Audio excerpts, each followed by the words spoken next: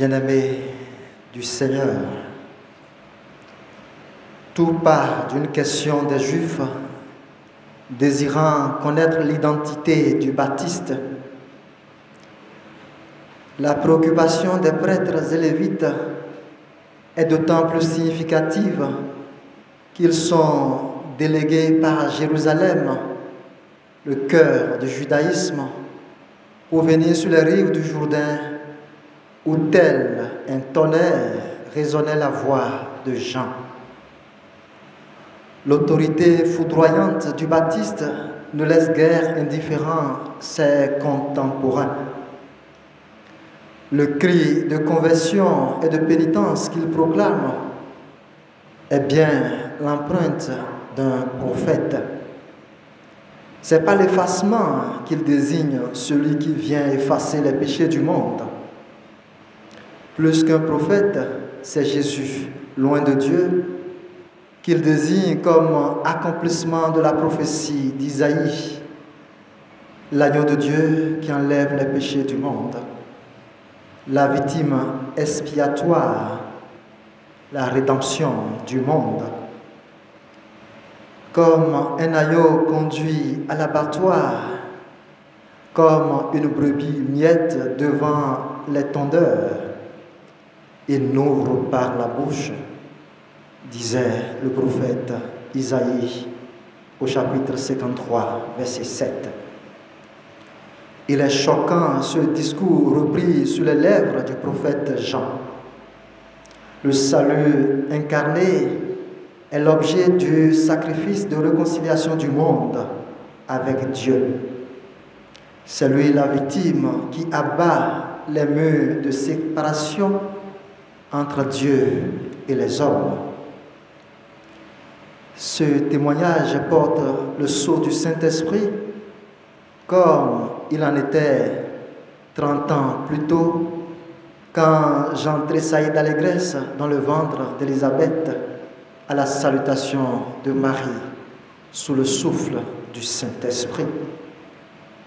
Cette rencontre inaugurale de la vie publique de Jésus et du témoignage de Jean-Baptiste est infailliblement sous la mouvance du Saint-Esprit, le testateur et protagoniste de cette révélation.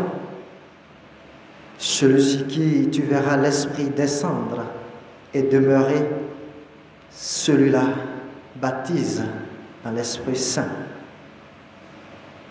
Plus que le témoignage du Baptiste, c'est la place du Saint-Esprit au cœur du commencement de la mission du Christ qui nous intéresse en ce début d'année.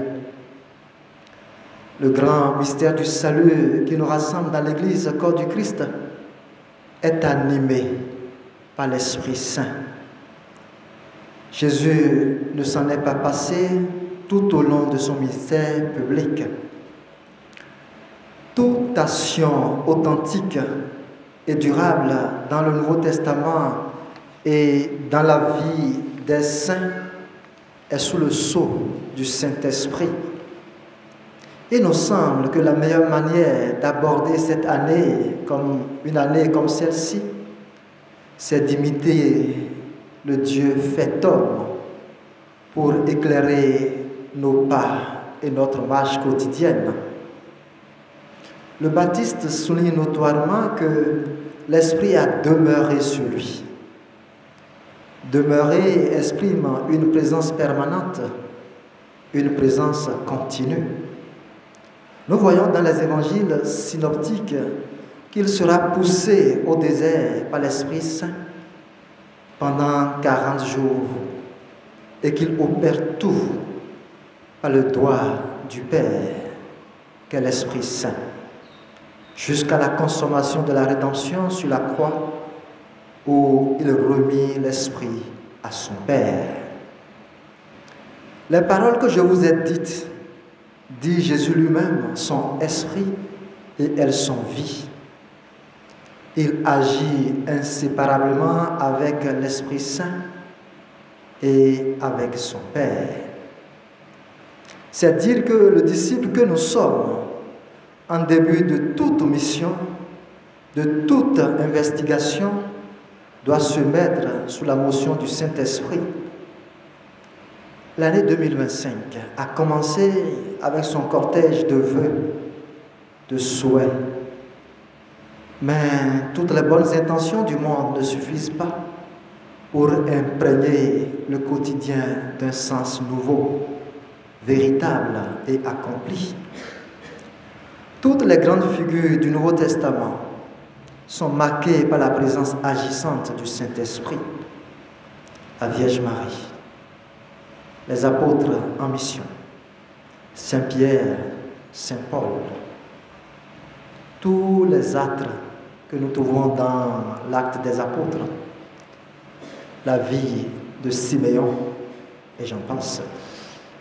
Tout se passe pour nous aujourd'hui comme si la Pentecôte n'a de sens que dans le passé. On s'empresse volontiers à épouser l'esprit du monde dans le choix quotidien.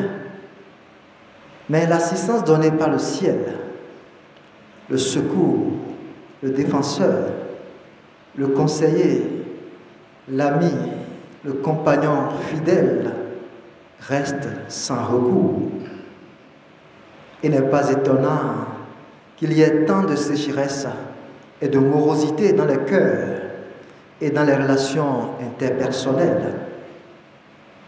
Ouvrez les portes au souffle du Saint-Esprit et souvenez-vous de la parole du Maître. Si vous qui êtes si mauvais, vous savez donner de bonnes choses à vos enfants, pourquoi mon Père ne donnerait-il pas l'Esprit Saint à celui qui le lui demande? Esprit Saint, notre Dieu, notre sanctificateur, guide et inspirateur de l'Église fondée par Jésus-Christ, nous t'adorons, nous t'aimons du plus profond de nos cœurs. Nous te demandons pardon pour l'oubli de tant de chrétiens qui ne pensent ni à t'aimer, ni à te prier, ni à t'offrir le même culte qu'aux deux autres personnes de la Sainte Trinité.